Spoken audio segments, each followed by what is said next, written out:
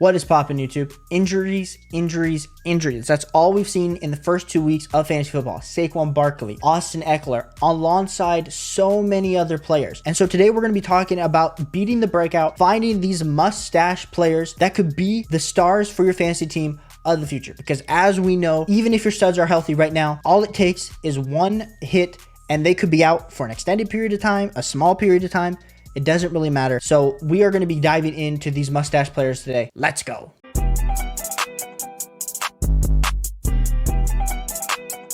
So the first player we're going to be talking about today that you must be stashing is Kendre Miller. Now, Kendre Miller was drafted in the 3rd round to the New Orleans Saints. Coming off that injury from his days at TCU, honestly, I was kind of surprised that he got drafted in the 3rd round. But by him getting drafted in the 3rd round, it really answered a lot of questions that we had in the fantasy football community about what type of running back Kendre Miller could become, because we like the vision, we like the agility. We didn't love the long speed, but we did think Kendre Miller did have potential to be a solid bell cow in the NFL. But him getting drafted to the New Orleans Saints, we were a little bit concerned because of Alvin Kamara, but we said he could be the 1B to Alvin Kamara's 1A. Well, then they signed Jamal Williams this offseason, and then you put the whole running back by committee in flux. Then also, too, Alvin Kamara gets the 3-game suspension. Jamal Williams is injured. Alvin Kamara is still suspended for this one final game before he comes back. And it is Kendre Miller's showdown this week, as he kind of makes his regular season appearance being fully healthy. And really, the only other guy he has to compete with touches in his backfield this week is Tony Jones Jr. And let me tell you this, Kendre Miller is more explosive than Tony Jones Jr. is, even though I do have questions about Kendre Miller's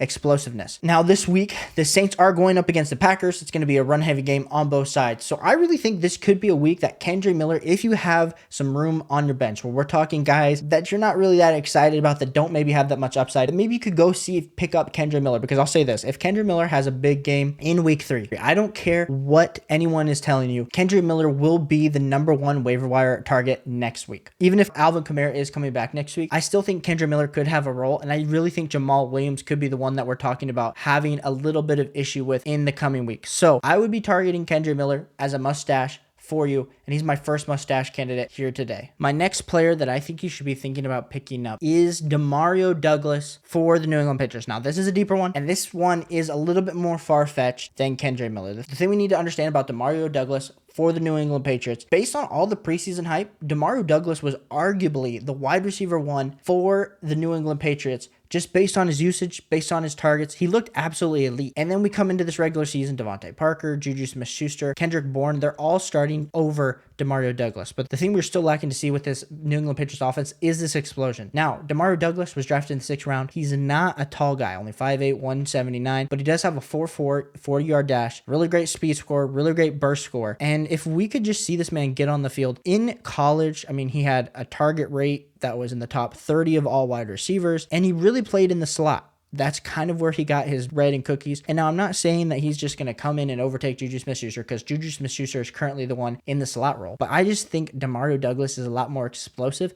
And I think if he starts to get these opportunities, especially this week, especially with the lack of wide receiver touches. I mean, I know Devontae Parker, Kendrick Bourne had a game, but I think if Demario Douglas can put together a few good weeks, we could be talking about Demario Douglas. So if you're in a deeper league, this is definitely a deeper stash. This isn't your standard stash. I would be going after Demario Douglas because I think he's such a great option, and I think we saw the talent, and it's going to translate on the field whenever he does end up getting those touches. My third mustache candidate is going to be Michael Wilson for the Arizona Cardinals. Michael Wilson comes out of the University of Stanford, gets drafted to the Arizona Cardinals, and a lot of people are saying, what is there to like about Michael Wilson? And especially in the first few weeks with Josh Dobbs being the quarterback, there really hasn't been a lot to be excited about. I know last week the Arizona Cardinals looked absolutely great, but coming into this week, the Arizona Cardinals are going up against the Dallas Cowboys, and there's just no way that they're going to be able to run the ball. They're going to have to throw the ball. And as much as I think Josh Dobbs just isn't solid, I think there could be ways to say that Michael Wilson definitely has potential. If we look at his first 2 weeks, in week 1, had a 91.9% snap share where he ran 29% of the routes. Last week against Dory Jackson, 43.8% snap share, only 17 routes. But in the first week, he had 4 targets. In the second week, he had 3 targets. 64 and 43 air yards with only 19 and 56 yards in those 2 games. So 3.9 fantasy points in week 1, 8.6 fantasy points in week 2. And the thing that we need to continue to harp on with Michael Wilson, who he's competing with. I mean, you got Hollywood Brown, but there's really not a cemented wide receiver 2 next to Hollywood Brown.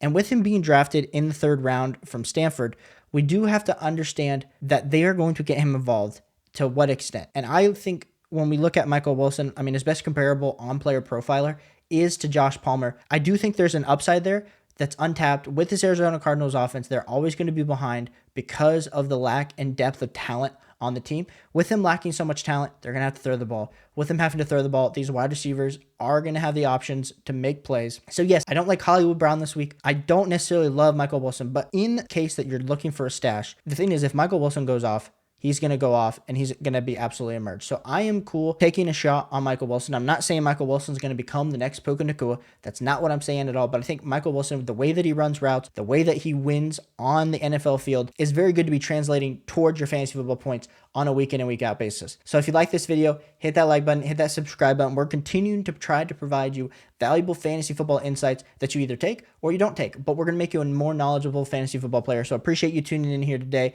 Hit that like button, hit that subscribe button once you're in this community, and I'll catch you on the next one. Peace.